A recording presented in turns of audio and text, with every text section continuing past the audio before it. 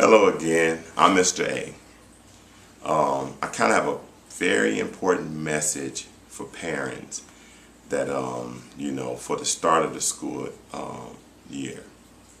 And that's pertaining, or I say center around learning disabilities, in which I spoke about before when I primarily spoke about dyslexia. Okay, the message that I have, and that is, please, don't allow your child to fall through the cracks because they are challenged with a learning disability. Don't ignore the fact that they may have a learning disability. Don't go into denial that your child may have a learning disability because you may be embarrassed by it or even ashamed. That's a big mistake. Your child needs you, no matter where they're at, as far as in school. In first grade, or I should say elementary to high school, get them some help. If you work with your teachers, that's the first place you want to pay close attention to. That's why I say get involved as parents. Listen to what your teachers say to you. Don't ignore it. The worst thing that would happen is, when it comes to a learning disability, is that folks like to ignore it. They will call the child lazy, unfortunately, call the child stupid, tell them they're not going to amount to anything. I kind of shared that on my first video about that.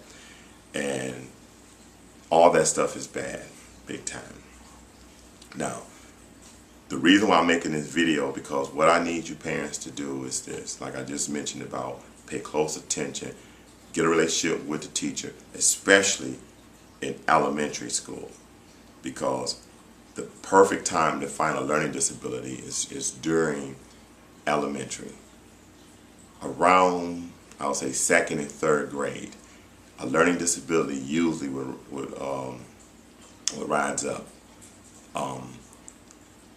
And the teacher will probably, if you have a good teacher or if you have a relationship with the teacher will probably bring it to your attention.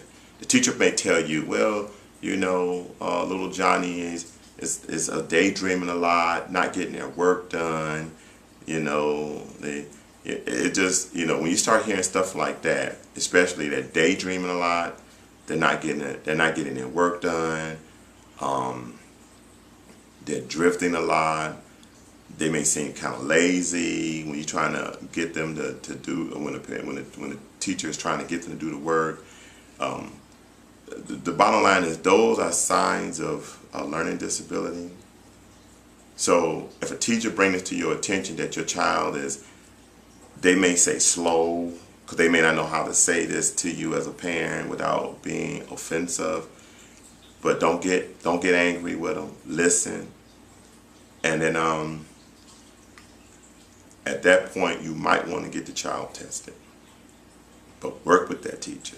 I don't know how many times I need to say that, but work with that teacher. When that teacher begins to let you know that there are some learning issues, that your child is not doing well academically in school, pay close attention. That is the first thing as a parent you need to do. Then also, even before that, try to get your child to read to you, and have your child to write something out, a little, short passage or something, or a paragraph, nothing elaborate, but something very simple, so you can see how well that they write, how well that they read, because in this way you can find that learning disability yourself. But just in case, if you're not sure, and sometimes that child can get kind of irritated and all this, the next step is to have the child tested. Now, the school system will test the child, especially in DPS, because I'm primarily talking about DPS schools. Now, I don't know how your school system will be ran in your state, but you will have to check into that. Now, what you as a parent needs to do is this.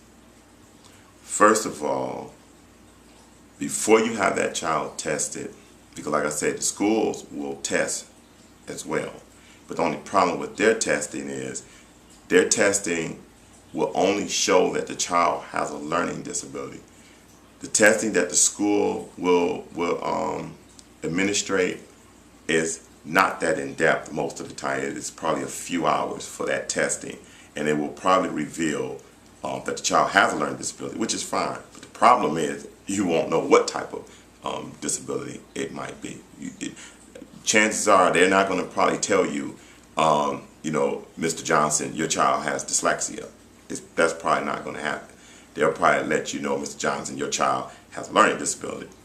But you want to know specifically. So you may have to go outside the school to get the child tested properly. That means that, and even if you do go out, you still going to have to be tested at that school, no matter what. Even if you go out and get that testing done somewhere else, you're still going to have to get the test done at the school itself. Okay? Now, before you get the test, and to save you some time, have that child tested. Take that child to your physician and have that child have a checkup done to make sure that there is no medical reasons or issue that is interfering with this child, you know, being able to learn. Have their eyes and ears and all that stuff checked. So you want to have an examination done by your physician, you know, first, before you have them tested, because you're going to need that paperwork anyway, that document to show that the child doesn't have anything medical that's interfering with their learning. Okay, after you have all that taken care of, that's when the actual testing takes place. And you have to find, when you go out, there are a lot of times you can check colleges and stuff like that. There are learning disability agencies like American Dyslexic Association, you can call them. And there's other organizations or foundations you can call those foundations, which you can find in the yellow page or probably go online. Or, like I said before, I've written a book titled The Janitor's Secret, and you can download it from Amazon. It has foundations in there too that you can call just in case, with telephone numbers and everything.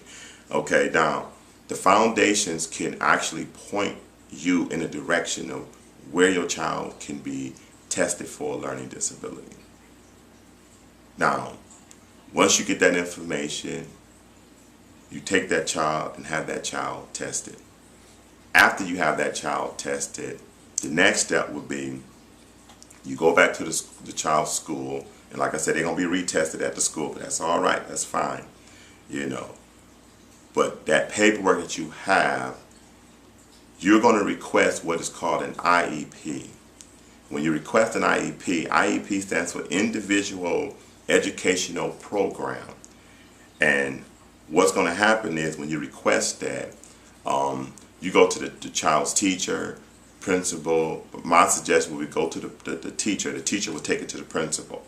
And what's going to happen is they're going to, or you guys are going to set up a meeting, a round table meeting, where you, the parent, is going to sit at this table along with the teacher and the principal, and by this time you're going to have a resource teacher or a special ed teacher sitting at this table, and you guys are going to sit there and you're going to come up with a plan on what type of resources that's going to be utilized to ensure that this child is well educated. That's what you guys are going to do, you know, implementing a plan for this IEP.